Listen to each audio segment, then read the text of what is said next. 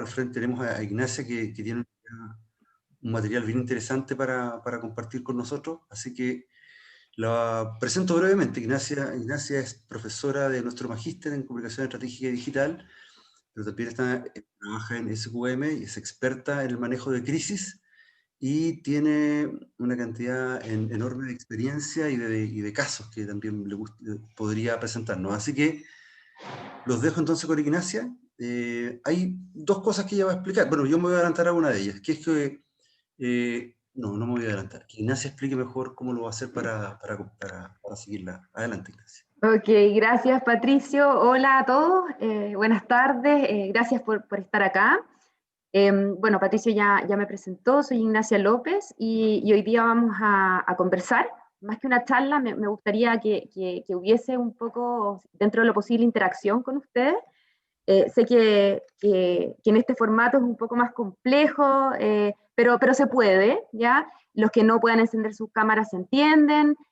Patricio ahí pidió también que tuvieran los micrófonos apagados para que no haya ruido ambiente, pero de todas formas, como les decía, la idea es que sea con interacción, entonces yo voy a ir hablando, voy a ir dando la charla, y si tienen ustedes alguna pregunta, algún comentario, cualquier cosa que quieran aportar a la conversación, lo pueden hacer de varias formas. Pueden abrir sus micrófonos y preguntar libremente, pueden levantar, creo que hay una manito por ahí para hacer una pregunta, pueden mandarla por chat, pero la idea es que ojalá, si tienen alguna pregunta o algún comentario, lo vayamos haciendo sobre la charla y no al final, para que sea contingente y adecuado el comentario que quieran hacer.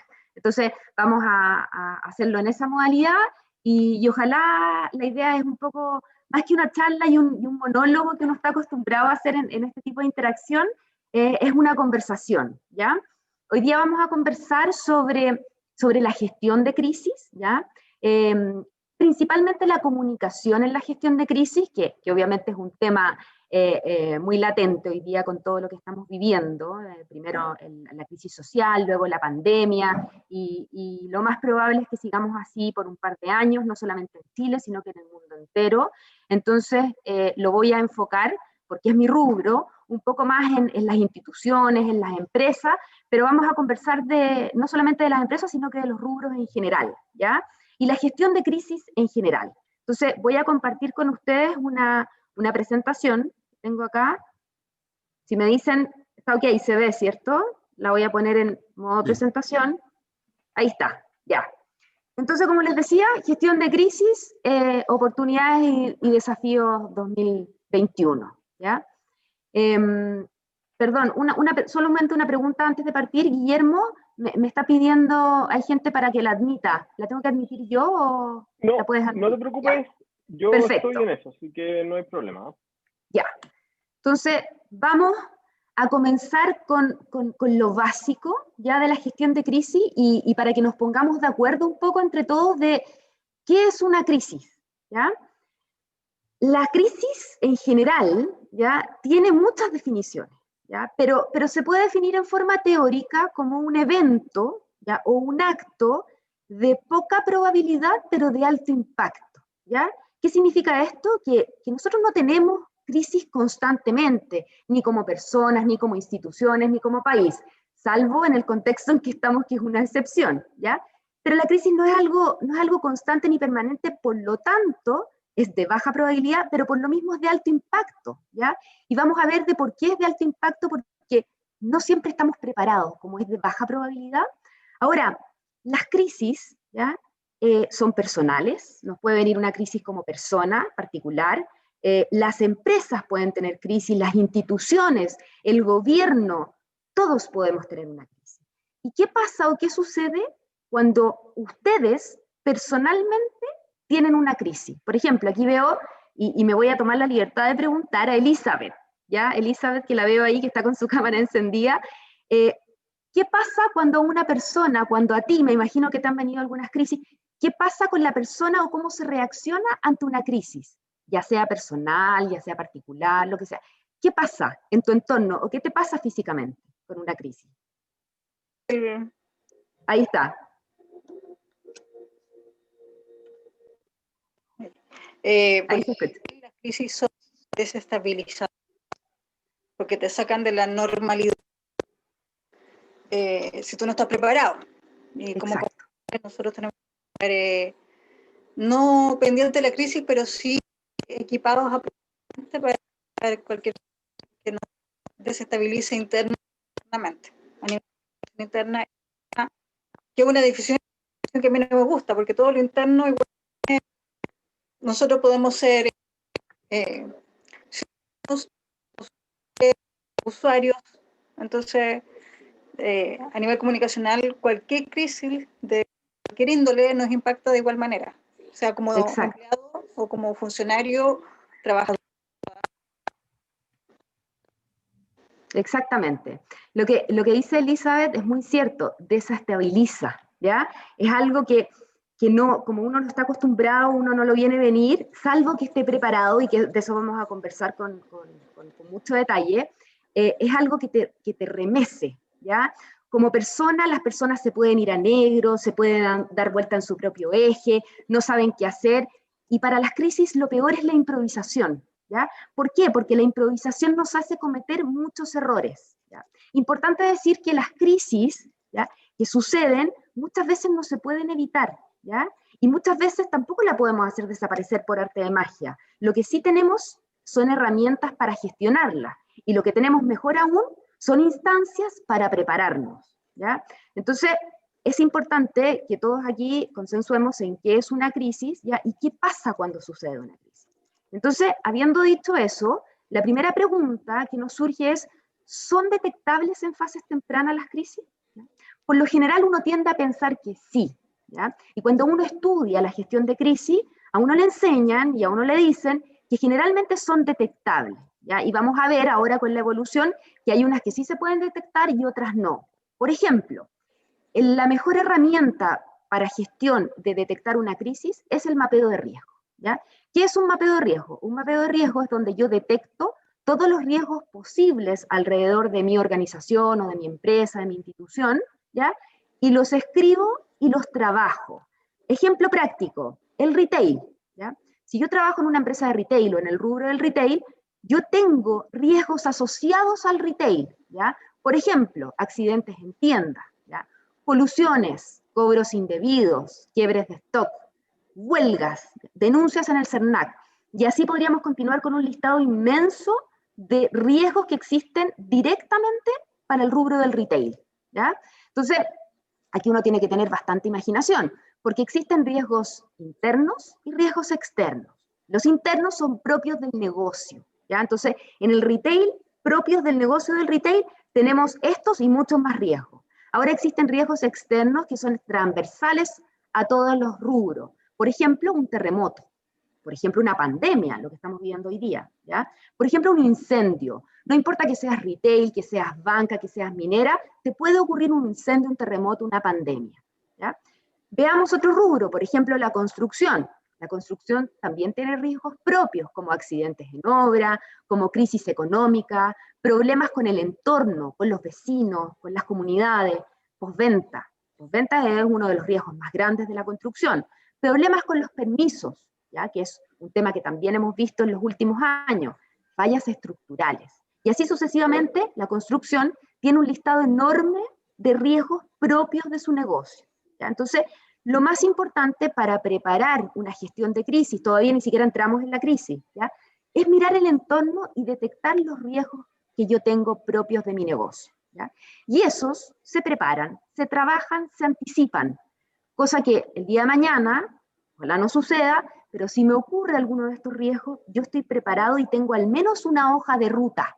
Y esa improvisación que hablábamos cuando Elizabeth comentaba lo que era una crisis, esto de irse a negro, de darse vuelta, de no saber qué hacer, al menos tú agarras un papel y dices, tengo una hoja de ruta para poder ir enfrentando esta crisis. Obviamente que las cosas van a ir cambiando, van a ir mutando, van a meterse distintos factores, pero al menos tengo algo donde yo diga, esto es lo que tengo que hacer, ¿ya?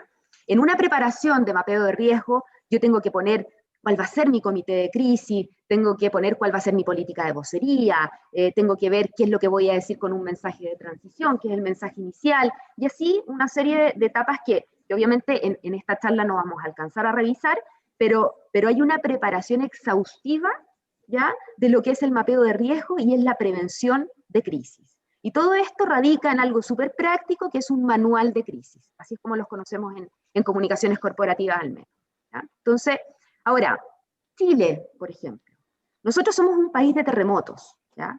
Históricamente hemos tenido temblores, terremotos, estamos más bien acostumbrados. Por lo tanto, un mapeo de riesgos de Chile, obviamente que está el ítem terremoto. No así, por ejemplo, está el ítem tornados, ¿ya? Porque nosotros no somos un país acostumbrados a los tornados. Estados Unidos sí lo es, ¿ya? Entonces, si a nosotros nos viene un terremoto, deberíamos estar preparados. Si nos viene un tornado, no vamos a estar preparados, ni infraestructuralmente, ni tampoco preparados con una gestión, ¿ya? Porque es algo que nos va a remecer porque no está en nuestro mapeo de riesgo. Ahora, ¿podría suceder? Por supuesto que sí. ¿Tengo que tenerlo en mi gestión de crisis? Hoy día, en cómo están las cosas, yo creo que sí. Da para mucho, da para todo. O sea, ahí vamos a ver, jamás nos imaginamos una pandemia en un manual de crisis no existía, ¿ya? O sea, ahora, el que me diga que lo tenía en su manual de crisis, bueno, lo aplaudo, pero dudo que haya llegado la imaginación a tal extremo, ¿ya?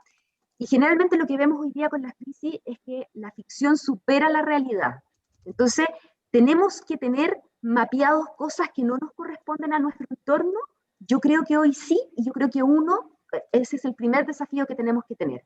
Es un poco pensar fuera de la caja, salirnos de nuestros riesgos seguros, entre comillas, y buscar un poco más allá. Las empresas, las instituciones, tienen que estar preparadas con protocolos, con procedimientos claros, ante escenarios de colusiones, malversación de fondos, irregularidades, desperfectos en sus productos. O sea, son cosas que ya le han pasado a otras empresas y que ese aprendizaje nos lleva a tenerlos como gestión de crisis en nuestro protocolo y en nuestro mapeo de riesgo, ¿ya? Ahora, hay cosas, como les decía, que va más allá de nuestra imaginación. Esto le ocurrió al canal Disney hace ya un par de años, donde el canal de Disney, como todos ustedes saben, en televisión, es un canal para niños, es un canal familiar, donde hay monitos animados, donde los papás dejan a sus niños solos viendo el canal, y misteriosamente se filtró el canal Playboy en el canal Disney, ¿ya? Eso es una crisis para el canal Disney. Ahora, ¿tenían mapeado esto el canal Disney? Yo creo que no. Entonces, a lo que yo voy es que hoy día tenemos que empujar nuestra imaginación a pensar en que todo puede pasar. Entonces, por lo tanto, la gestión de crisis previa, que yo la llamo la etapa cero, es sumamente importante para gestionar la crisis. Todavía ni siquiera entramos en crisis, ¿ya? Pero como les decía, y les voy a volver a insistir en toda la charla, la preparación es uno de los factores más importantes para poder gestionar una crisis. ¿Nos imaginábamos esto para el 18 de octubre y la crisis social? Yo creo que no. Quizás había gente que pensaba que venía una revuelta social, porque ya habían signos de que venía, pero algo como lo que sucedió el 18 de octubre, yo creo que nadie tampoco se lo imaginó, ¿ya? En las magnitudes que tomó el 18 de octubre. ¿Estábamos preparados para el coronavirus? No. Y ahí ya nadie me puede decir que sí, porque las pandemias las habíamos visto en películas, ¿ya? Las habíamos leído en libros, pero, y habíamos visto un par de pandemias hace muchos años, luego fue evolucionando, focos infecciosos en distintos países que lograban ser controlados, pero una pandemia de estas características a nivel mundial jamás nos hubiésemos imaginado. Lo bueno, entre comillas, de la gestión de crisis es que todo lo que va pasando, nosotros lo vamos guardando en nuestro mapeo de riesgo, ¿ya? Ahora, lo que no ha pasado es difícil guardarlo, por eso siempre la crisis te puede pegar, porque siempre te puede impresionar, siempre te puede asombrar. Esto tampoco lo habíamos imaginado. Salas de clases vacías, ¿ya? Ahí vemos calles vacías, todos en cuarentena. La educación en línea, ¿ya? Tampoco, y después vamos a ahondar en estos rubros, ya que son oportunidades y desafíos que tenemos para los próximos años, pero ahora lo vamos a pasar rápido. Los restaurantes, el mundo de la gastronomía, ya que fue fuertemente golpeada por la pandemia, el turismo, los aeropuertos, jamás nos imaginamos ver un aeropuerto vacío. Entonces, es importante, como punto número 1, que después vamos a resumir, una de las cosas más importantes en la gestión de crisis es prepararnos, anticiparnos, tener este mapeo de riesgo, tener esta hoja de ruta para cuando ocurra alguno de los riesgos que nosotros tenemos enumerados y se transforme en una crisis, estemos preparados y podamos reaccionar de buena forma, ¿ya? Porque vuelvo a insistir, la improvisación es el peor enemigo de las crisis. ¿Por qué? Porque uno actúa con impulso, actúa sin razón, ¿ya? Y eso es propio del ser humano, en todo tipo de cosas. Entonces, mientras más estemos preparados, ¿ya? Y lo que nos ha enseñado el contexto en el último año, es que de verdad tenemos que estar preparados para cosas que ni siquiera nos imaginamos. ¿Ustedes imaginaron que alguna AFP, en alguna de sus peores pesadillas, imaginó que iba a tener que entregar el 10% a todos los chilenos en un primer retiro? Vamos a ver lo que pasa con el segundo, ¿ya? Que por lo demás se acaba de rechazar, pero podemos seguir adelante y se puede aprobar con ciertas normas, que iban a tener que entregar este 10%. Por supuesto que una AFP no estaba preparado, y yo entiendo las críticas de todos los chilenos, me incluyo, de decir, oye, esto no funciona, el sistema se cae, o sea, la AFP tal por cual, y muchos otros adjetivos, pero pongámonos en el lugar también de una empresa en que le viene esto y no está preparado estructuralmente para hacerlo, ¿ya? No los estoy justificando de ninguna manera, pero también pensemos en qué les pasa o qué les sucede a ellos para tener que transformar un sistema computacional, tener que sacar la plata, tener que atender los requerimientos. O sea, es complejo, porque claramente una AFP no estaba preparado para ese riesgo, ¿ya? Así como nosotros no estábamos preparados para muchos riesgos, menos, imagínense personalmente, todo lo que nos tuvimos que preparar para una cuarentena. ¿Alguna vez ustedes se imaginaron que iban a tener que estar encerrados tantos meses en la casa? Eso también genera crisis personales, ¿ya? La gente tiene niños en las casas, no sé, no estaban habilitados los colegios, tenía que teletrabajar. Entonces, se empieza a formar un caos donde nadie estaba preparado y nadie sabía qué hacer para enfrentar estas cosas. Entonces, ahí es donde viene el tema de la dificultad de la gestión de crisis, ¿ya? Primer tema para gestionar la crisis. Segundo tema, muy importante, estar alerta al entorno, ¿ya? Las crisis se gestionan con un análisis de entorno, con un análisis de contexto. ¿Qué significa esto? Que yo una crisis hace 10 años, ¿ya? De, por ejemplo, un problema con una comunidad, la tengo que gestionar muy distinta hoy día, porque el contexto ha cambiado. El que no mira el contexto no puede gestionar una crisis. Y les voy a explicar por qué. Revisemos un poquito el contexto de Chile hoy día. Tenemos un contexto muy desafiante, muy distinto. Hace un año, mucho más distinto, hace 5.000 veces más distinto que hace 10. Y quizás en un par de meses más va a ser incluso más distinto, porque va evolucionando muy rápido el contexto. Entonces, hoy día tenemos un contexto con ciudadanos, todos nosotros, irritados, desconfiados en las instituciones públicas y en los privados. ¿Por qué? Vamos a dar las razones, porque esto no es antojadizo. Aquí hay razones de por medio por qué existen hoy día ciudadanos irritados, por qué ocurrió el 18 de octubre. Aquí hay una teoría que es mía, ¿ya? Y que algunos pueden compartir o no, pero quizás algo se puede explicar el contexto de hoy día. Yo creo que el eje de poder se fue de un extremo a otro, ¿ya? En los años 80, 90, nosotros veíamos que las empresas, las instituciones, hacían y decían lo que querían, hacían y deshacían, ¿ya? Porque el contexto lo permitía, ¿ya? Habían empresas que no cuidaban la relación con sus trabajadores, no existía una relación con sus comunidades, ¿ya? Había poca conciencia con la sustentabilidad, con el medio ambiente, porque el contexto lo decía así. Y había poca empatía con el consumidor. La empresa le daba lo que quería darle al consumidor. Y el consumidor, como no tenía herramientas para reclamar, recibía lo que la empresa le daba, ¿ya? Por supuesto que esta balanza fue cambiando, y el eje de poder cambió. Hoy día vemos a personas, todos nosotros, ciudadanos, consumidores empoderadísimos, ¿ya? Y empoderados, ¿por qué? Por muchas razones, porque tenemos acceso a Internet, porque las instituciones de reclamo funcionan. El CERNAC no existía. El CERNAC resurge con el caso de la Polar, ¿ya? Si yo compraba una Coca-Cola, ¿ya? Y me salía mala la Coca-Cola, o me salía un clavo adentro de la Coca-Cola, yo no tenía a quién reclamarlo, ¿ya? No tenía acceso a la empresa. no tenía acceso a una institución que me amparara, por lo tanto, ¿qué hacía? En el mejor de los casos la votaba. Hoy día eso no existe, ¿ya? Hoy día existen las herramientas y existe todo para reclamar. Entonces, la balanza cae hacia el otro lado y hoy día el poder está en nosotros, en las comunidades, en los consumidores, ¿ya? Entonces, ahora, esta balanza que va de un extremo a otro, como toda balanza, en algún momento se debería equiparar. Y aquí yo no hago un juicio de valor si esto es bueno o si esto es malo, ¿ya? Yo solamente hago un comentario objetivo de lo que hoy día existe, de lo que hoy día vemos, ¿ya? Un poco para entender el contexto en el que estamos. Somos ciudadanos individualistas, globalizados. El acceso a Internet es parte importantísima en esta globalización, con mayor acceso a la información, con mayor acceso a las redes sociales. Yo puedo alegar por las redes sociales, yo puedo hacer hoy día una empresa que yo tuiteo algo, la empresa al tiro me responde, ¿ya? Porque están expuestos. Consumidores en acción que exigen mucho más, ¿ya? Basta ya de abuso. Tenemos casos emblemáticos que van marcando nuestro contexto. El caso de La Polar es un caso emblemático en el tema del consumidor, ¿ya? Y en el tema de las instituciones que amparan a nosotros como consumidores. Comunidades organizadas que demandan más, ¿ya? Que quieren mejores tratos laborales, que quieren mejor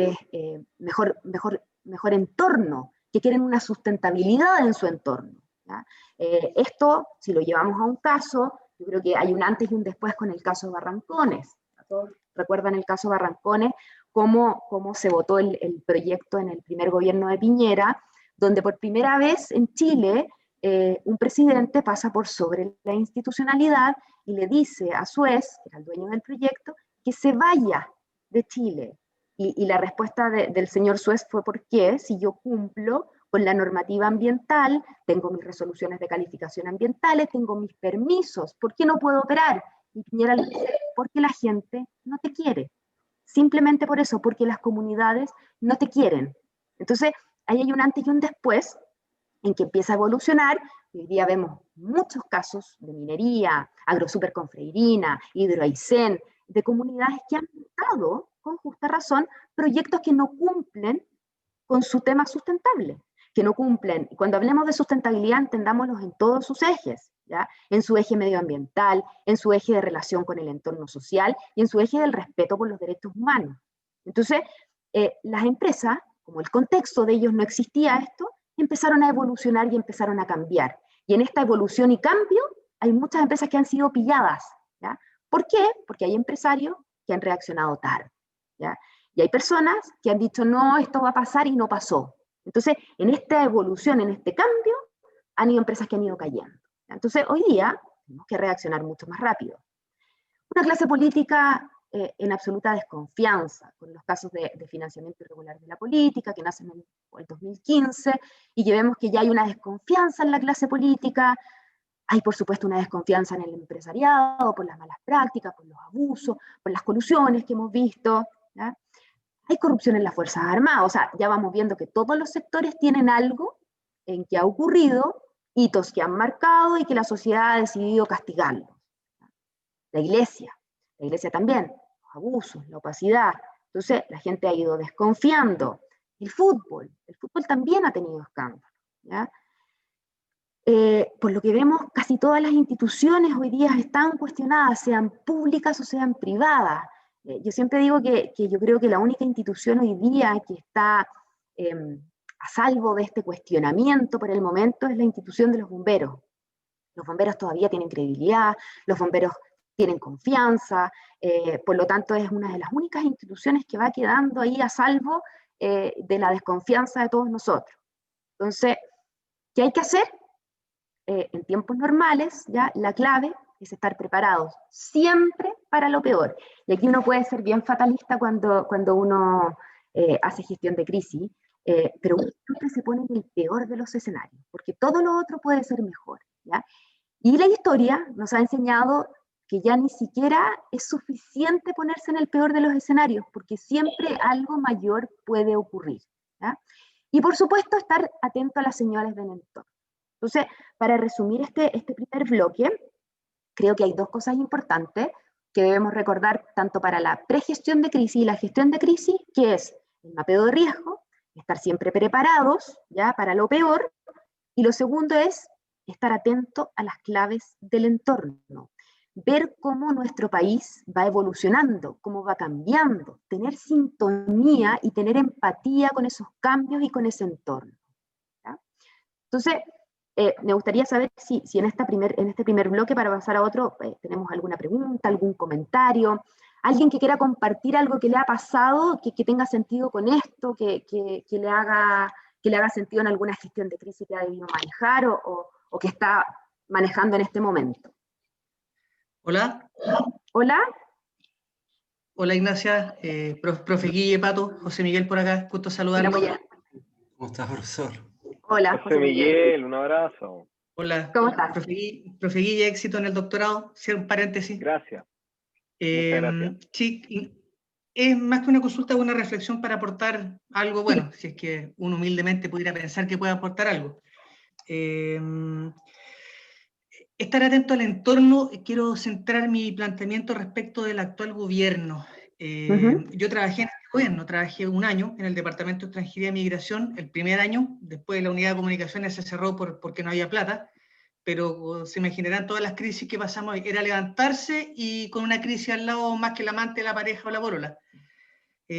Pero respecto del gobierno central, del main power que es la moneda, uno puede suponer, teniendo un presidente con mucha incontinencia y metepatas y con piñericosas como es Sebastián Piñera, que siempre va a ser fruto y va a ser presa de sus errores y sus piñericosas.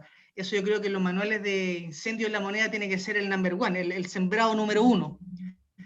Pero han habido una serie de eventos, autogoles, crisis que eran totalmente predecibles y que incluso no solamente le ha pasado a este gobierno, sino a todos los gobiernos desde Elwin Ofrey en adelante. O sea, si uno revisa la historia, en todos los gobiernos desde el 90 en adelante ha muerto un mapuche por carabinero, baleado por delante o baleado por la espalda. Yo me acuerdo con Lago, se quemó Daniel Menco frente a la moneda, se incendió frente a la moneda en la Plaza de la Constitución.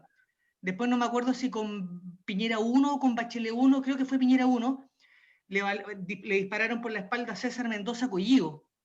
Y el chico murió. O sea, en todos los gobiernos muere un mapuche 2 o 3, porque cuando tú tienes revuelta y los mapuches son bravos, no tiran solamente piedra y palo, usan una serie de armamentos rústicos, pero son eficientes.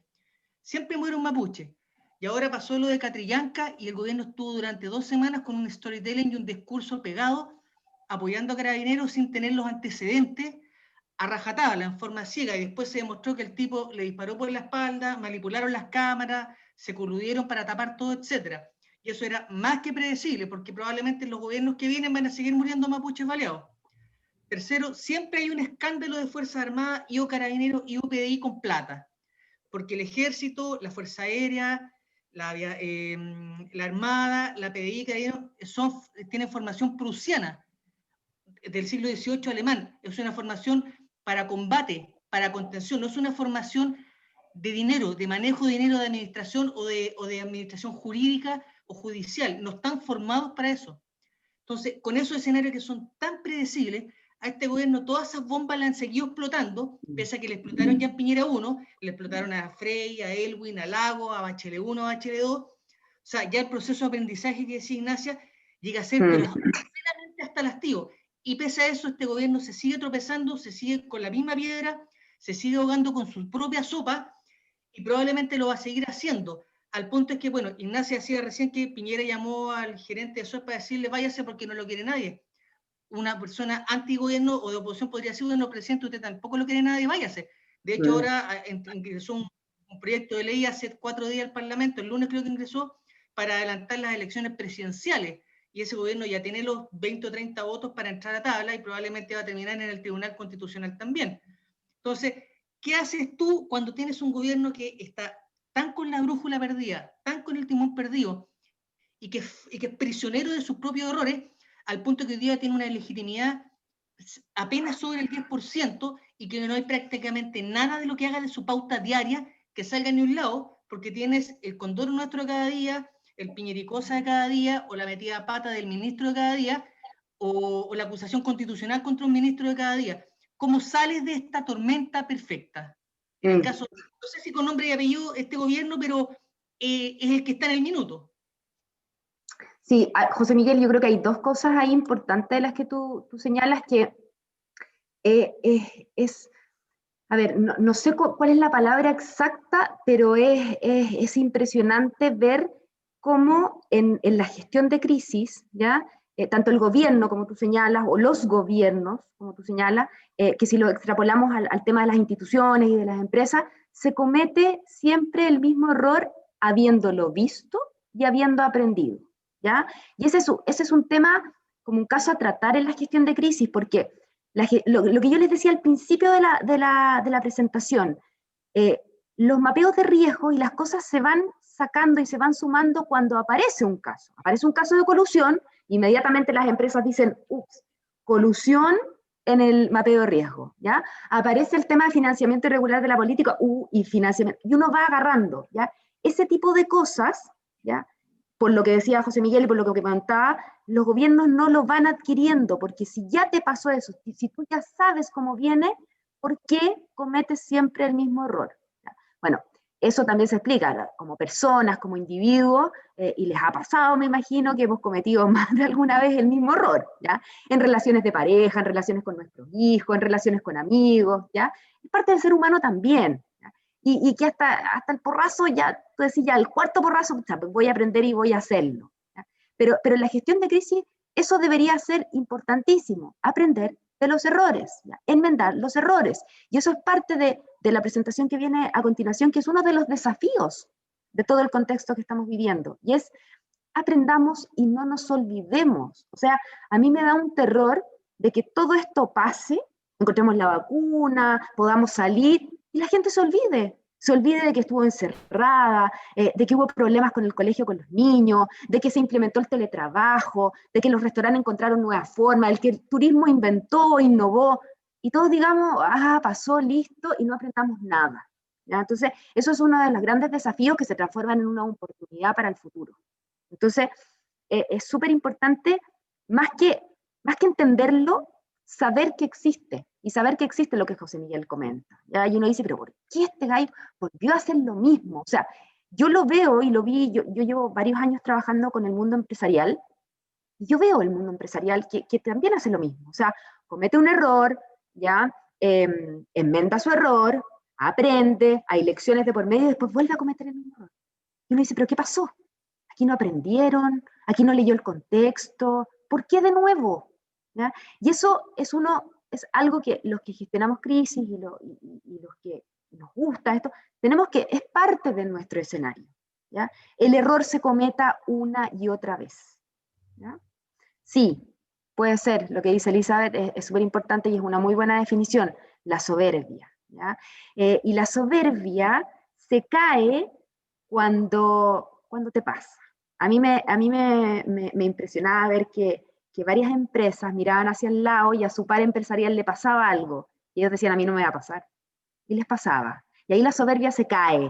Y ahí está en la empresa en volver a pararse o caer de nuevo en la soberbia. Hay algunos que lo logran. Y aquí hay un escenario bastante auspicioso, a mi parecer. Hoy día el mundo empresarial, no sé así si el mundo de la política. Aquí hay una definición bien importante que la debería haber hecho al principio. La gestión de crisis en la política es muy distinta a la gestión de crisis en el mundo empresarial. La comunicación de la política no tiene nada que ver con la gestión empresarial, ¿ya?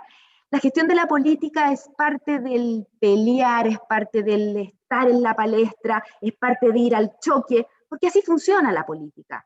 El mundo empresarial es distinto, ¿ya? Aquí no vamos a hacer ningún análisis exhaustivo de ninguno de los dos, ya, porque no hay tiempo, pero es súper importante saber que se gestionan en forma muy distinta, ¿ya? ¿Algún otro comentario para poder continuar? Vamos a seguir compartiendo pantalla. Si ya saben, si quieren interrumpir en la mitad no hay ningún problema. Entonces, nos quedamos con esto al principio, que parece muy fácil, pero es bastante complejo. Uno dice, no, bueno, estar preparado me va a solucionar la crisis. No, pero me va a ayudar a gestionarla. Y las señales del entorno, revisar el entorno, entender el entorno es muy importante para la gestión de crisis. Entonces, existen desafíos y oportunidades en el mundo empresarial, por supuesto que los hay, ¿ya? Hay una necesidad de cambio, Las empresas no solamente hoy día tienen que parecerlo, sino que serlo, ¿ya? Las empresas muchas veces dicen, pero mira, yo soy súper sustentable. Entonces uno dice, ya, pero a ver, ¿cuál es la sustentabilidad? ¿Cuáles son tus datos duros de la sustentabilidad? No, es que yo me preocupo por el medio ambiente. Ya, pero ¿qué estás haciendo por el medio ambiente? Entonces hay que tener ojo ahí de que tiene que existir un contexto importante donde yo tenga sustento en lo que estoy haciendo, ¿ya? Yo siempre me preguntan, y es una pregunta que cuando yo hago clases en el pregrado, en el posgrado, de comunicación estratégica, hay una primera pregunta que surge que es como, oiga, pero usted lava imagen, ¿ya? Y eso es lo que hace la comunicación corporativa en gestión de crisis. Ahora, mi respuesta, y esto es personal, es que la comunicación corporativa y la gestión de crisis en el mundo empresarial, para mí, no es lavar imagen porque no se puede lavar imagen. Les explico por qué. Si yo tengo una empresa y gestiono la comunicación de una empresa, si esa empresa no tiene una gestión sólida, ¿ya? Adentro, no hay cambios concretos tras lecciones aprendidas de una crisis, yo no puedo comunicar algo que no existe. Si lo comunico y no existe, hoy día, en el contexto en que estamos, va a ser peor. La mentira tiene patitas cortas. Por lo tanto, es aire que no se sustenta. Entonces, yo digo, cuando yo trabajo con el mundo empresarial, yo como comunicación o como gestión de crisis, yo lo que hago es presionar a la empresa para que tenga una mejor gestión. Lograda esa mejor gestión, ya sea en cualquiera de los ámbitos que se hace gestión, yo puedo comunicar bien esa gestión. Si no hay gestión de por medio y si la empresa no está dispuesta al cambio, no hay comunicación. La comunicación no se hace con una varita mágica, ¿ya? No se sustenta si no tiene una buena gestión. Entonces, mi invitación también es un poco a trabajar en las comunicaciones corporativas desde ese lado, desde ese punto de vista, de colaborar con que la empresa sea una mejor empresa, ¿ya? Con que la empresa atienda al contexto y vaya evolucionando con el contexto. Nosotros no le podemos o no le podíamos pedir a una empresa hace 15 años que trabajara con la comunidad porque el contexto no existía, no había presión para hacerlo. Hoy día sí, ¿ya? Y hoy día el contexto da para mucho. Hoy día el contexto tiene que estar en torno a la sustentabilidad, tiene que estar en torno al respeto de los derechos humanos, y tiene que estar en torno a un trabajo con tu entorno social, no solamente las mineras, la construcción, el retail, todos tienen que preocuparse de sus vecinos, ¿ya? Y eso es algo que es el desde, ¿ya? Antes una empresa por dar trabajo era aplaudida. Hoy día la empresa, ¿qué tiene que? Por supuesto que tiene que dar trabajo, es una de sus funciones, ¿ya? Pero tiene que hacer mucho más. Entonces, aumentar la sintonía con la sociedad, esa es la otra invitación también, y ese es otro desafío y oportunidad, de ser más empático, de saber lo que está pasando, saber lo que está pensando los ciudadanos, saber qué les molesta, entenderlo, ¿ya? Darse el tiempo de poder entender a sus consumidores, a sus clientes, a sus vecinos, a sus trabajadores. Renovar las relaciones con todos los públicos, ¿ya? Aquí hay muchos públicos, una institución, una empresa, un gobierno, tiene muchos públicos y tiene que atenderlos a todos, tomar riesgos para avanzar, que eso es algo que vamos a ver a continuación, y romper el miedo a dialogar. El diálogo genera acuerdos, ¿ya? El que no quiere dialogar es porque no quiere llegar a acuerdos. Entonces, las empresas hoy día tienen que estar dispuestas a ese diálogo con sus distintos públicos. Pedir permiso y no perdón, ¿ya? Lo que hacían las empresas antes era pedir perdón. Ups, la embarré, perdón. Hoy día volvemos a mirar el contexto. Eso es impensado. O sea, la empresa que quiere pedir perdón y no permiso está fuera de contexto. Si después le clausuran, no sé, una faena o le quitan el proyecto, pues que no alegue. Si esto es lo que estamos viendo hoy día, esto es el contexto. No podemos ir en contra de esto. No vamos a evitar las crisis con esta preparación que yo les decía de un manual de crisis, de un mapeo de riesgo, con mirar el entorno. No la vamos a evitar, porque cuando la crisis llega, porque es superior a nuestro actuar. Pero el impacto va a ser menor, ¿ya? En todos sus sentidos, ¿ya? Una vez desatada la crisis, ¿qué es lo que hay que hacer? Primero reconocerla, ¿ya? Y parece súper básico, y uno tiene que decir, oye, pero ¿cómo no voy a reconocer si estoy viendo la crisis? Hay gente que no la reconoce, que la obvia, que la minimiza, ¿ya? Evitar la arrogancia, por ahí hablábamos de la soberbia, que es parte importante en una gestión de crisis, bajar el moño, ¿ya? Reconocer errores y poder gestionar de mejor forma los aprendizajes. Ni la soberbia ni la negación ayudan. Aquí está lo que Elizabeth comentaba. Sin embargo, no muchos escalan a niveles considerables. ¿Por qué? ¿Ya? Hay crisis que se mantienen acotadas. Hay muchos tipos de crisis, no viene al caso ahora de decirlos, pero hay crisis puntual, global, sistémicas, pandémicas, hay distintos tipos de crisis y uno tiene que saber reconocerlas para poder gestionarlas y tratarlas, ¿ya? Porque también es importante saber que uno puede agrandar una crisis, ¿ya? Porque no la trata al nivel que corresponde. Entonces hay que también fijarse en qué nivel es. ¿Por qué? Porque se minimizaron los problemas, que hablábamos hace un poco. Hay gente que no quiere reconocer la crisis porque le tiene terror a las crisis y porque dice, si yo minimizo esta crisis, va a ser menor. Y eso no es así, ¿ya? Entonces uno tiene que darle el rango que corresponde, asumirla y afrontarla. Algunos tuvieron miedo a exagerar. No sé, pues cuando partió la pandemia, no sé si recuerdan, en enero, creo, Trump, cuando estaba de presidente, decía, oye, esto es una cosa que va a pasar, es chiquitita, no se preocupe, todo va a seguir igual. Bueno, vemos hoy día cómo está Estados Unidos con los casos de COVID y los casos de muerte, que es el país que tiene mayor tasa de mortalidad con la pandemia. Hacer el portavoz de las malas noticias, ¿ya? Esto también es súper importante porque de pronto él no quiere contar la crisis, no quiere contar, entonces la esconden, la evitan, ¿ya? Y dicen, si la escondo nadie va a saber. Hoy día es impensado que nadie vaya a saber, ¿ya? Con toda la globalización que tenemos, con todas las redes sociales, ¿sí? Te quería hacer una pregunta respecto a esto, me saltó, digamos, no lo puedo evitar, pero en Dale. este momento, hoy día dieron las cifras del COVID, la cantidad de gente que está con el contagio, que todavía estamos en la primera ola y que las cifras son exactamente las mismas de mayo. Sí. Y todo se está flexibilizando al mismo tiempo. Y a propósito de esto de aprender o no aprender, ¿no se quiere contar qué pasa con...? Mira, yo creo que pasan varias cosas, y es un poco justo lo que estábamos viendo. Uno tiene miedo a exagerar, uno no quiere ser el portavoz de las malas noticias, porque ya vimos lo que pasó con Mañalich, ya vimos lo que pasó anteriormente, y uno la quiere, es muy curioso psicológicamente lo que pasa, es como decir, si yo no la agrando, la crisis no se va a agrandar, ¿ya? Y es algo que uno dice, pero pasa, y a mí me ha pasado, no sé si a alguno de ustedes le ha pasado, pero si yo no la cuento, a lo mejor va a desaparecer, ¿ya? Y que uno se ríe, pero de verdad el ser humano piensa así. Es como, si no exagero, no va a crecer. Pero ahí uno tiene que ser súper objetivo, y tiene que tener los datos concretos, y tiene que pensar frío, es como la lógica de este gobierno, absolutamente. Eso es lo que dice, ¿ya? Incluso, volvemos a lo que dice José Miguel, oye, pero si esto ya pasa, miremos a Europa, miremos hoy día a Europa, ¿ya? Vámonos para atrás, miremos en marzo, cuando nosotros partimos por el 15 de marzo, partimos con el confinamiento, con el tema que llegó el coronavirus a Chile, Europa, Italia, ¿ya? Que era el ícono, ya estaba en esto. Era cosa de mirar para el lado, pero si nos iba a venir exactamente igual. Hoy día, ¿cómo está Europa de nuevo? ¿Ya? Que están llevando a gente, Italia volvió con cifras más altas, están llevando a gente a Alemania. Yo tengo, uno de mis proveedores es una agencia alemana, y hablo todas las semanas con ellos, con los alemanes, ¿ya? Y los alemanes me miran por Zoom y me dicen, oye, pero ustedes, ¿por qué no aprenden? Si tienen algo que mirar, algo que copiar, ¿por qué siguen actuando de la misma forma?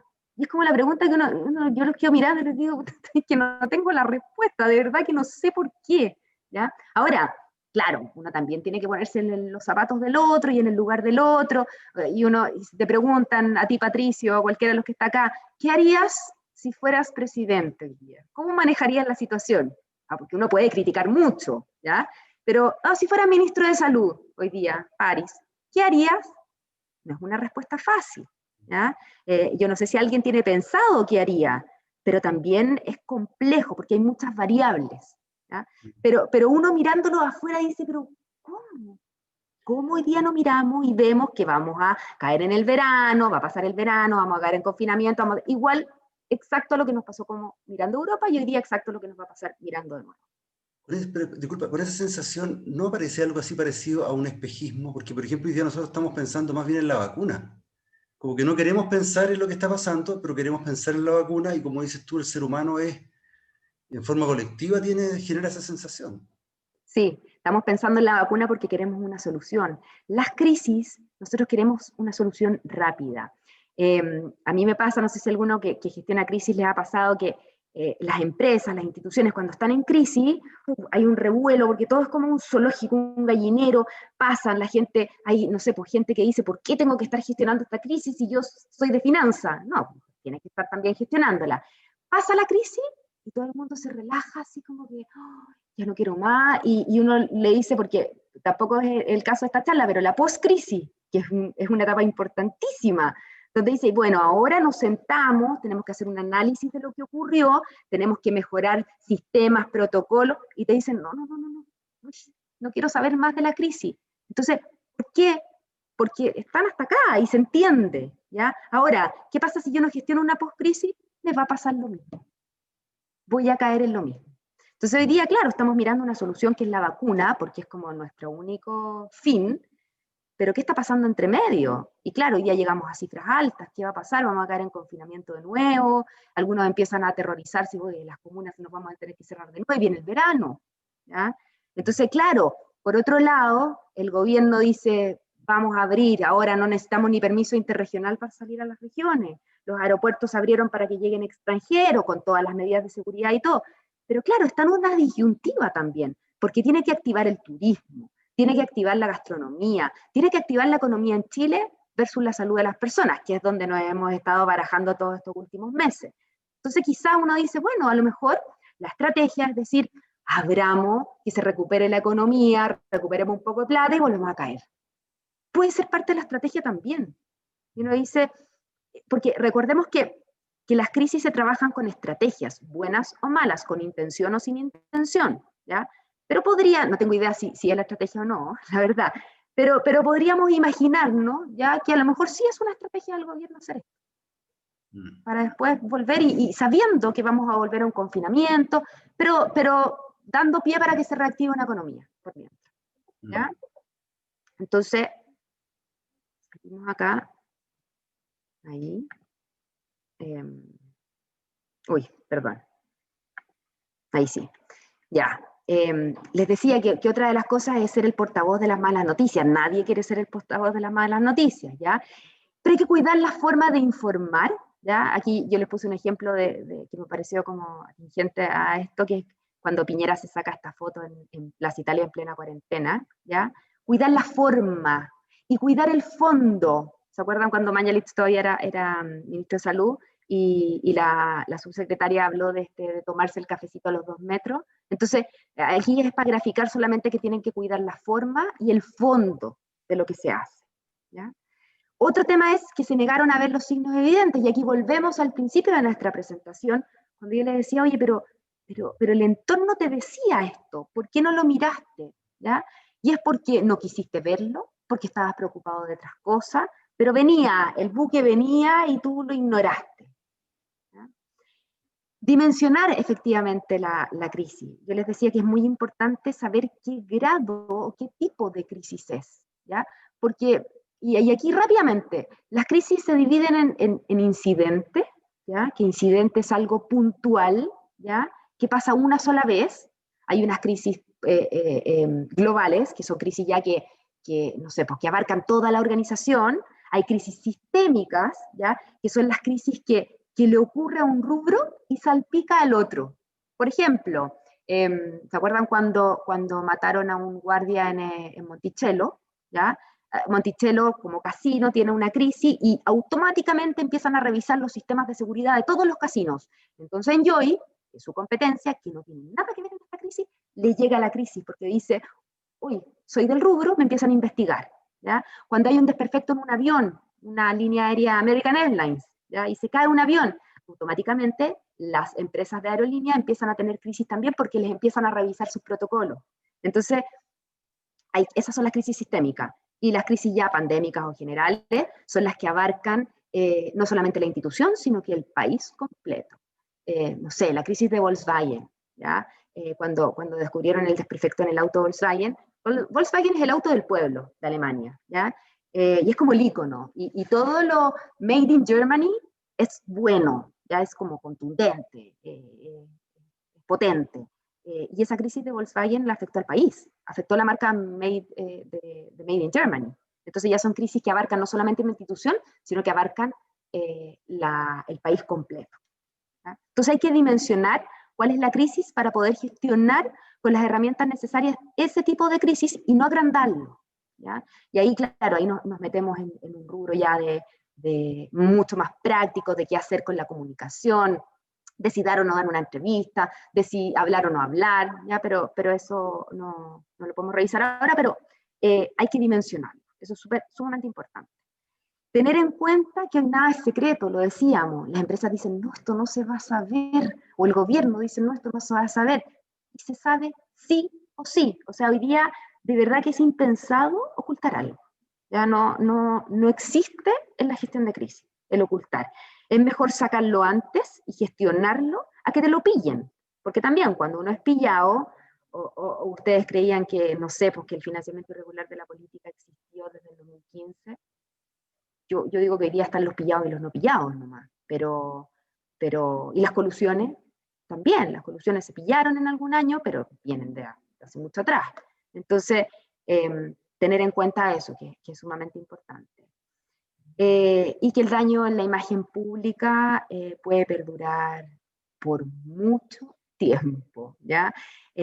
También uno generalmente dice, ay, esta crisis va a pasar y nadie se va a acordar, ¿ya? Hoy día no. Hoy día sí, tenemos mala memoria, los chilenos tenemos mala memoria en ciertas cosas, pero en algunas otras no. Y acá hay un caso que es emblemático, el de Heineken. Heineken hace muchos años se vio envuelta en una noticia que era de peleas de perros, que además fue una equivocación. Sacaron esta foto en redes sociales en el 2012, donde se ve que hay una pelea de perros, por supuesto, que imagínense todos los grupos animalistas y no animalistas, o sea, una pelea de perros hoy día, y se fijan, ahí están los carteles de Heineken auspiciando, entre comillas, estas peleas de perros. Y empiezan los temas en las redes sociales, empiezan a criticarlo, los fanáticos de Heineken no los defienden, todo el mundo empieza a criticar, animalista o no animalista, empieza a criticar esto, y la empresa tiene que salir a dar declaraciones y a decir que efectivamente ellos por ningún motivo auspiciaron la pelea de perro, lo que sí era que tenían un evento antes en ese lugar, y el productor dejó los carteles puestos, ¿ya? Entonces, pero está bien, dio una explicación, dio el contexto, pero la gente siguió, y la gente siguió con el tema de la pelea de perro, el segundo semestre del 2012, el 2013 siguieron, siendo que Heineken había dado sus declaraciones, había hecho su explicación, se había aclarado todo, pero la gente seguía, y seguía con el tema el 2014, el 2015 incluso, hasta que Heineken lo que tuvo que hacer es que en su página web poner el tema de la pelea de perros como parte de su negocio, ¿ya? Consumo responsable, Heineken Experience, la historia de Heineken, rumores sobre el patrocinio de pelea de perros. O sea, hasta ahí llegó el rumor. Entonces, hoy día, a lo que quiero llegar es que dar una explicación no es suficiente, ¿ya? Y la gente, como existe en el tema de las redes sociales, y están globalizado todo, es muy difícil empezar a dar explicaciones y a dar, porque la gente cuando visualiza algo se le queda en la cabeza y ahí quedó, ¿ya? Entonces, claro, ahora, Heineken podría haber evitado esto. Yo creo que tampoco lo tenía en su manual de riesgo, en su mapeo de riesgo, ni en su manual de crisis. Ahora, ¿qué va a hacer Heineken? Por supuesto que preocupación número uno, el tema de los productores, ¿ya? Las cosas cuando te pasan, es como después de la guerra somos todos generales, eso es verdad. Entonces uno tiene que ir aprendiendo de esos errores, ¿ya? La clave está en aprender de los errores, como les comentaba. La clave es recordar, la clave es cambiar. Y aquí quiero decirles que la crisis es esto. La crisis es una explosión donde se remueve todo y la crisis te obliga a hacer cosas que tú no querías hacer o que no pensabas hacer, ¿ya? Y algo tan práctico como ejemplo es el tema del teletrabajo. El teletrabajo es un tema que varias empresas venían barajando hace mucho tiempo, sobre todo empresas extranjeras. En Chile éramos muy reacios al teletrabajo, ¿ya? Y en Chile, por lo general, las empresas tradicionales era como que quería tener al trabajador ahí sentado, mirarlo, aunque no estuviera haciendo nada. Era como, no, es que me voy a ir a trabajar en la casa, ¿no? En la casa nadie trabaja. Era muy raro, pero pasa la pandemia y obligatoriamente tenemos que irnos a teletrabajo y la gente descubre que el teletrabajo funciona, ¿ya? Con sus problemas y con todo lo que hemos tenido que enfrentar. pero si no hay una crisis y no hay una presión, la gente no reacciona, ¿ya? Así como también la gente no innova y no inventa cosas, ¿ya? Con las crisis genera esto, generan cambios, genera el tener que reinventarse, genera el tener que innovar, genera el tener que inventar cosas que uno ni siquiera había querido hacer. En el turismo, la gente tiene que inventar cosas. En los restaurantes, la gente tiene que inventar. El tema de la educación en línea, los colegios, con todas las dificultades que tiene mucha gente hoy día con el tema de internet y todo, los colegios no estaban preparados para una educación en línea. Las universidades, algunas más que otros, pero tuvieron que hacerlo. Y quizás esa modalidad se probó a la fuerza, ¿ya? Se vio que resultaba y quizás va a generar un cambio, ¿ya? Nos obliga a cambiar, como les decía, ¿ya? Nos obliga a innovar, nos obliga a pensar fuera de la caja. Entonces, yo creo que para pensarlo, para quedar como pensamiento, es decir, ¿por qué, como les decía aquí, el teletrabajo, nueva forma de salir a comer, la educación en línea, nuevos asientos en los aviones? Hay que inventar cosas, hay que cambiar. Entonces, ¿por qué solamente generamos estos cambios y esta innovación en crisis? ¿Ya? Cuando uno dice que la crisis, esa frase tan cliché, que la crisis es una oportunidad, esto nos demuestra que sí es una oportunidad para cambiar. Entonces, mi pregunta y mi reflexión es, ¿por qué siempre lo hacemos en este escenario? Porque siempre lo hacemos cuando estamos incendiados. ¿Por qué no lo podemos hacer en tiempos de paz? ¿Por qué no podemos forzar esos cambios, forzar esa innovación, pensar fuera de la caja cuando estamos en tiempos de paz? ¿Ya? Y esa es una reflexión que se entiende por qué no se hace, ¿ya? Porque la gente se mueve por impulsos, ¿ya? Pero yo creo que esta crisis y esta pandemia y esta crisis social y todos los cambios que estamos experimentando, yo creo que nos tiene que dejar esa reflexión y nos tiene que dejar la enseñanza y el desafío de decir, no tengo por qué estar en crisis para cambiar, para innovar, para recrear nuevas cosas, ¿ya? Y esa es una invitación como persona individual, como empresa, como gobierno, como institución, como todo orden de cosas. Esa es como una de las reflexiones que tengo. Ahí está. Ahí. Eso es un poco, estamos como, viste, Patricio, fui muy pulcra en el tiempo. Y dejar un poco de espacio para que pensemos un poco y para quien quiera comentar o preguntar en esta breve presentación, porque uno pasa cosas muy por encima, se entiende por el tiempo, pero Marcela. Sí, hola, gracias por la presentación. Yo tengo una consulta que es casi como un problema que uno tiene en términos personales, que uno lo define como el concepto de la rumiación, ¿ya? Esto de estar todo el rato pensando cosas, anticipando el escenario, pucha, si no hago esto, ¿qué me va a pasar? Una cosa casi individual, pero llevado también al contexto general, la rumiación que no te conduce a nada. Pero tú planteabas, por ejemplo, la importancia de aumentar la sintonía con la gente, entenderla, saber qué le molesta, qué quiere. Y mi consulta tiene que ver con eso. ¿Cómo hacerlo? Porque conversar con audiencias que son tan diversas, que en definitiva quieren creer lo que ellos quieren creer, ¿cierto? Que van a seguir lo que el algoritmo les dice que tienen que seguir porque les leyó los gustos. O sea, la dificultad que existe respecto de leer las audiencias, que son tan amplias y que te pueden, porque pienso en el caso nomás de lo que pasó para el 18 de octubre, o sea, yo creo que a lo mejor el Ministerio de Transporte estaba leyendo las audiencias con el aumento del pasaje, pero resulta que la audiencia que no leyó fue la que se empezó a saltar el torniquete, que eran los escolares. Entonces, ¿cómo lo hace un gestor de crisis para saber qué leer, a quién prestarle atención? Porque todo el mundo se siente con el derecho de opinar, ¿no? Sí, mira, yo creo que lo primero que hay que hacer, y lo voy a decir como una forma súper estructural y metodológica, ¿ya? Y por experiencia también, lo primero que hay que hacer es algo más bien básico, que es definir a tus audiencias, ¿ya? Porque la definición de stakeholders, o públicos objetivos, o audiencia, como los queramos llamar, es clave. Uno de repente dice, si tú te equivocas en eso, partiste mal, ¿ya? Entonces, yo defino cuáles son mis públicos de interés con objetivos, ¿ya? Porque no todos los públicos, además, tienen el mismo nivel que otros. Y te voy a poner un caso súper particular, ¿ya? Todos saben que yo trabajo en SQM, ¿ya? Entonces, para mí, que es una minera que ha tenido varios conflictos, hoy día el público clave para mí, más allá de los inversionistas, de los clientes, ya que pueden ser de los reguladores, de las autoridades, es la comunidad. ¿Por qué? ¿Ya? Porque es la que, primero, mayor conflicto tengo, ¿ya? Y segundo, porque también tiene mucho poder. Entonces, ahí uno hace como esta matriz de conflicto, poder, de interés, de relación, ¿ya? Entonces, y definimos como compañía, y eso es público, ¿ya? Y lo hemos hablado y lo hemos dicho varias veces, que nuestra mayor interés es el público de las comunidades, ¿ya? Otro público importante para nosotros, por ejemplo, son los periodistas nacionales, regionales e internacionales. Y así uno va definiendo públicos, ¿ya? Entonces uno dice, ya, tengo definido mis públicos, tengo mis prioridades, ¿cómo converso con ellos o cómo sé? Y aquí es donde viene un trabajo, Marcela, que no es el trabajo que uno hacía antes, que uno decía, yo me imagino que esa comunidad quiere eso, ¿ya? ¿Por qué? Porque yo fui a visitar la zona y vi que no habían colegio, te invento. Entonces, yo creí que ellos querían un liceo, un colegio, lo que sea.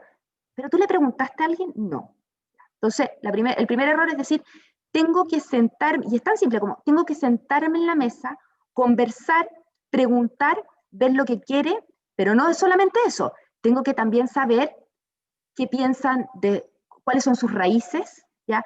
Cuáles son sus problemas que tiene, cuáles sus antepasados. Nosotros trabajamos con comunidades indígenas, ¿ya?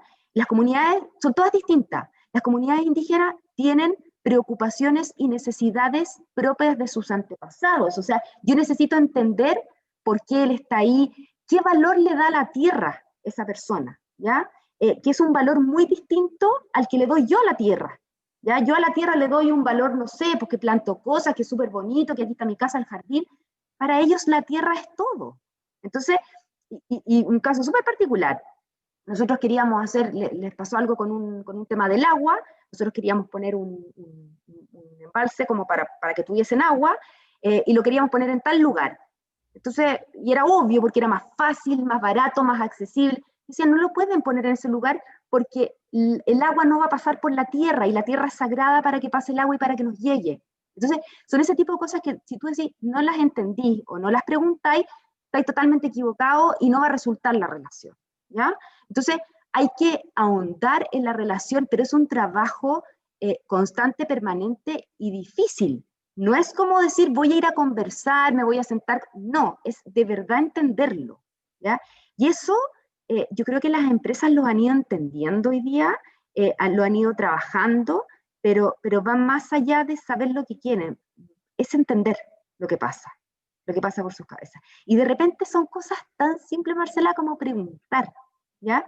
Yo les voy a poner un caso súper como anecdótico, pero hace varios años ya estábamos trabajando con una cerveza, ¿ya? Cuando asesoraba yo a clientes y trabajamos con una cervecería, y la cerveza quería posicionar a su cerveza en las botillerías, ¿ya? Porque en las botillerías, cuando uno entra a una botillería, de repente uno dice, oye, ¿tenés cerveza la? Y el botillero, ¿ya? Dice, sí, esta, y saca la que él quiere. Entonces nosotros queríamos entrar como en ese posicionamiento. Entonces estábamos en un brainstorming así gigante con mucha gente diciendo, oye, ¿cómo podemos hacer para llegar a los botilleros, ¿ya?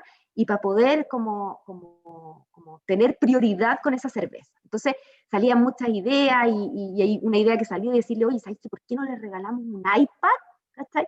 Y en el iPad, estaba todo el tema de la reforma tributaria en ese tiempo, y en el iPad le ponemos un software de la reforma tributaria para que ellos como empresa puedan saber, y además el iPad le queda para los niños, para jugar, y todo, qué buena idea esa cuestión, y de repente alguien dice así como, oye, ¿por qué no vamos y le preguntamos a los botilleros qué quieren? Y fue como, uy, sí, qué buena idea. Imagínate, algo tan simple y básico como eso. Entonces dijimos, ya, hagamos así como grupo y nos vamos a distintas botillerías del país y preguntemos. Por supuesto que lo que menos querían era un iPad, o sea, fue como, ¿qué me va a servir? Si la reforma tributaria me estáis volviendo. Querían que les enchuláramos la botillería y les pusiéramos carteles, luces. Entonces, sí, imagínate, hubiésemos partido, todo está malo, y por una simple cosa de ir, ¿por qué no vamos y le preguntamos? ¡Wow, qué buena idea! Vamos y preguntemos. Entonces, de repente, en las cosas más simples está la respuesta, ¿ya? Y hay que ir y preguntar, Nada más que eso. Ahora, hay públicos mucho más complejos que hay que ir, preguntar y entender, ¿ya? Pero es así. Es así, que suena súper simple, pero es un trabajo complejo, ¿ya? Y es un trabajo que tiene que tener dedicación. AgroSuper, que también lo hemos comentado y ha sido muy público, AgroSuper tiene sus aprendizajes y lecciones de Freirina, ¿ya? Y uno de los aprendizajes que hizo en esta post-crisis AgroSuper es que no tenían sintonía con las comunidades ni entendían lo que querían las comunidades. ¿Qué surge de eso? Un grupo, por supuesto, mucho presupuesto, muchas lucas, y surge un grupo o un área nueva en AgroSuper de trabajo con la comunidad, ¿ya? Donde ya hay más de 30 profesionales que trabajan con las comunidades, que van, se sientan, entienden y le preguntan lo que quieren. Eso AgroSuper no lo tenía, ¿ya? Y nace de una enseñanza y una lección de Freirina. Y uno puede decir hoy día, ¿cómo una empresa no tenía eso? No lo tenía. Entonces, te estoy diciendo que es plata, es presupuesto y es trabajo, y es dedicación, y es tener un área exclusiva, ¿ya? Entonces, pero esas áreas tienen que existir en las empresas porque tienen que conocer a sus distintos públicos y tienen que preguntarles lo que quieren, y saber lo que quieren, entender lo que quieren. Y había ¿sabes? Quedamos metidos cómo terminó la acción comunicacional, que querían los botilleros, eso, que les enchuláramos la botillería, que les pusiéramos carteles, luces, esa fue la palabra, enchularla, que quedara bonita, eso. Muy distinto a la iPad que queríamos regalarle. Así que es un poco, Marcela, yo creo que es la dedicación a entender y realmente a preguntar. Es como simple, pero no es tan simple, porque requiere mucho trabajo, mucho. Y como bien decía, requiere mucha plata. Yo no sé si las empresas están dispuestas a hacer esa inversión, o sea, porque uno está viendo que el valor que se le otorga a la asesoría comunicacional parece que no, como que no hay un aprendizaje en eso tampoco, de parte de las Sí, empresas, ¿cierto? O de las sí, instituciones. absolutamente de acuerdo, pero yo creo que hoy día sí la están teniendo, ¿ya? Y hoy día las empresas también tienen que pensar en cómo redistribuir su presupuesto, ¿ya? Y hoy día también es parte de la empresa decir, a lo mejor tengo menos, no sé, pues menos dividendo y esa plata, recordemos que cuando hablamos de sostenibilidad o sustentabilidad, uno de los pilares también es que la empresa gane plata. Obvio, si no gana plata no puede hacer nada, ¿ya? Pero el problema es cómo distribuye esas ganancias. Y esas ganancias tiene que distribuirla en distintas cosas que hoy día vemos en contexto, como es buenos beneficios para sus trabajadores o buen trato para sus trabajadores, cuidado del medio ambiente, trabajo con el entorno social, dedicación a los derechos humanos. Entonces, hoy día las empresas tienen que redistribuir sus ganancias de otra forma como lo hacían antes. Y eso es parte también de los aprendizajes que tienen que hacer. Entonces tienen que poner ahora, dependiendo del presupuesto, obviamente, hay empresas que tienen más plata para destinar a eso, hay que tienen menos plata, pero también ahí existe un poco, más allá del presupuesto, es también la intensidad del trabajo que tú le das y no sé, pues inventar cosas también. Si empujemos a inventar cosas, ¿cómo podemos tener una mejor relación? La relación con los públicos hoy día se genera a través de la confianza, ¿ya? Y la confianza es lenta, ¿ya? En ganarla, muy lenta. Y la confianza, así como la reputación, demora años en ganar y demora segundos en perder. Y eso lo podemos graficar en las personas, en lo que somos nosotros hoy día, con nuestros amigos, con nuestras parejas, con nuestros hijos. ¿Cuánto demora en ganar una confianza? Y si te hacen una, ya se fue para abajo y vamos de nuevo trabajando. Es lo mismo. Es lo mismo. Hoy día las empresas tienen que tener una relación constante y permanente porque el mayor capital en los públicos es la confianza. ¿Ya? Si no hay confianza, no hay nomás. Entonces eso es. Gracias. Confianza de preguntar si alguien tiene alguna consulta. ¿No? Sí, yo tengo una consulta ¿Sí? que quizás, bueno, voy a hacer un poco patuaca, pero quizás más que Ignacia podría sumarse Guillermo, compartiendo una experiencia, y es puntualmente que tú hablaste de los efectos, los neoefectos que están generando la pandemia, como por ejemplo el teletrabajo o la teleuniversidad. La universidad. Yo hace, si no me traiciona la memoria, hace como a los 70 años, a todos nos falla la memoria. hace más o menos 2 semanas salió un estudio, no logro acordarme puntualmente en este momento de quién es, si no me traiciona la memoria, fue de Acción Educar, que es esta ONG que hasta el año pasado encabezaba el actual ministro Raúl Figueroa, que es una de las más reconocidas en términos de aporte al área, al ecosistema de educación superior. Y el estudio decía que se entrevistaron, si no me traiciona también la memoria, como 3.000 alumnos de educación superior de distintos colegios, y el 86% de los alumnos dijo y reconoció que no aprendió y o no entendió las materias que pasaron en la universidad. El 86%. Ahora yo me pregunto de inmediato, ¿dificulto que las universidades vayan a reprobar al 86% de los alumnos que confesaron que no aprendieron y o no entendieron? Entonces mi consulta es, ¿cómo se enfoca esta nueva realidad que se viene, este nuevo constructo, este nuevo paradigma de las clases que van a ser a través de una forma telemática? Y por ejemplo la UFT, ¿cómo va a medir eso? Por eso plantea que a lo mejor Guillermo algo podría aportar, dado su cargo. ¿Cómo se va a medir? ¿Cómo se va a hacer la métrica respecto de quién aprende, cómo aprende y si considera que aprendió o si no aprendió con esta nueva modalidad que es el sistema que llegó probablemente para quedarse? Yo tengo solo un comentario ahí antes pero es más general, José Miguel. Yo creo que tú graficaste algo que hemos estado conversando y que es un poco decir, pasó esto un año, lo medimos y lo lapidamos. ¿Ya? Es como decir, del 87% no aprendió, entonces no sirve esto, votémoslo. ¿Ya? Es una transición, estamos partiendo, entonces aquí es donde tenemos que definir, o lo votamos porque no funcionó, o seguimos adelante y tratamos de que haya un cambio y a lo mejor sí funciona en un par de años. Los cambios no se dan en un año, ¿ya? En todo orden de cosas. O sea, a lo mejor no funcionó porque es un cambio, porque la gente no está acostumbrada, porque no está la infraestructura para hacerlo, pero démosle una oportunidad, creo yo. Es como decir, oye, no seamos tan lapidarios de decir esta cuestión no funcionó, el 87% lo aprendió, así que esto no funciona. Los cambios demoran. ¿Ya? Entonces, yo creo que en todo orden de cosas, y por eso la gente después se olvida, no funcionó. No funcionó en un año y te dije que no iba a funcionar, entonces votémoslo. Entonces, yo creo que esa es mi reflexión un poco, es como darle una oportunidad a este cambio de que evolucione. Paola quiere hablar también ahí. Yo quiero dar un testimonio.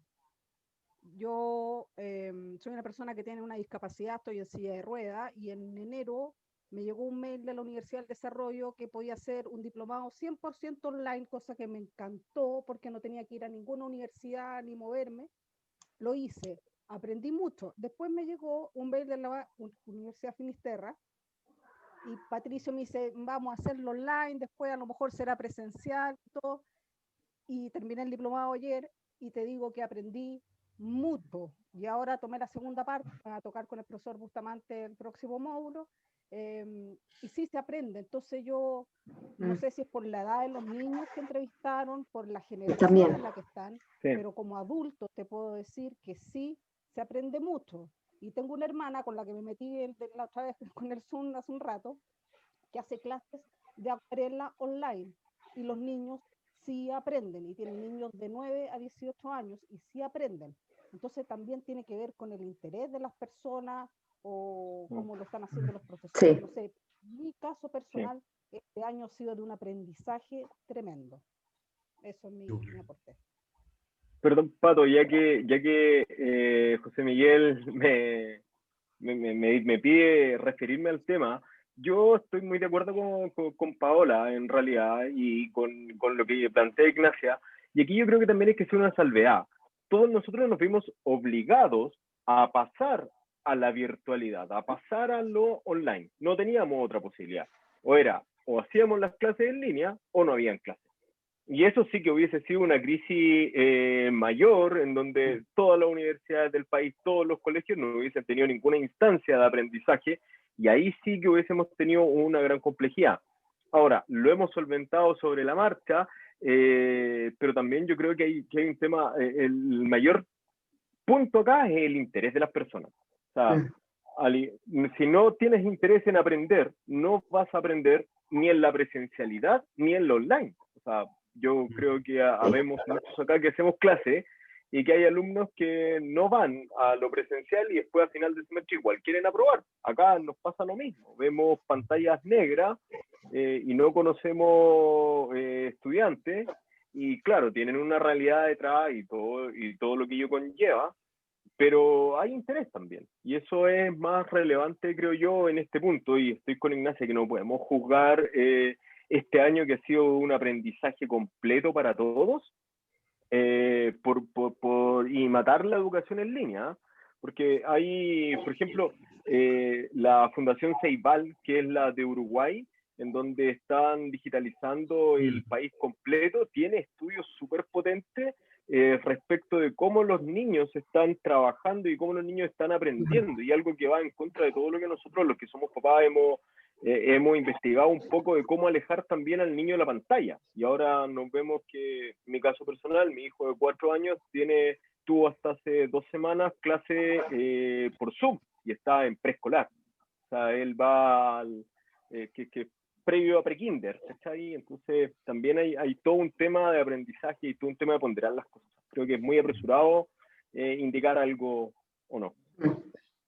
Sí. Muchas gracias, profesor. Bueno, yo creo que por la hora, la verdad, aunque es interesante este tema y no tiene ninguna definición, porque efectivamente estamos nosotros siendo parte Estamos en de proceso. en proceso, claro. Yo creo que tenemos que ir dando las gracias a todas las personas que nos acompañaron. Gracias, Ignacia, nuevamente por tu paciencia, tu entusiasmo también para contarnos siempre este contenido. A cada uno de ustedes también le agradecemos por estar acá y esperamos encontrarnos en nuevas charlas online también, que son entretenidas también como esta. Así que eso, muchas Gracias, gracias. Patricio. Gracias a todos. ¿Te puedes despedir, Ignacia, por favor? Muchas gracias por el tiempo y nada, pues quedarnos con eso, un poco con esa reflexión de que nos empujemos, de que no solamente las crisis nos tienen que llevar a innovar, a crear cosas nuevas, sino que también que aprendamos de que lo podemos hacer en tiempos tranquilos. Así que esa es un poco la invitación. Así que muchas gracias. Muchas gracias, Ignacia. Muchas gracias a Que todos y estén que les vaya bien. muy bien. Cuídense. Gracias. Chao. Chao. Digamos.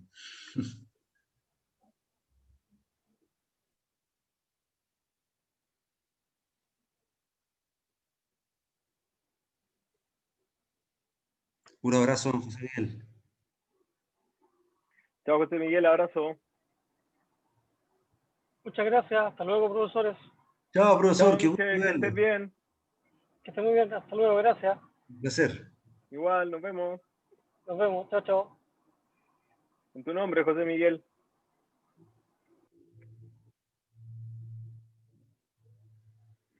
Nos vemos, muchachos. Chao, Que esté bien. Pato. Chao, Nico, nos vemos.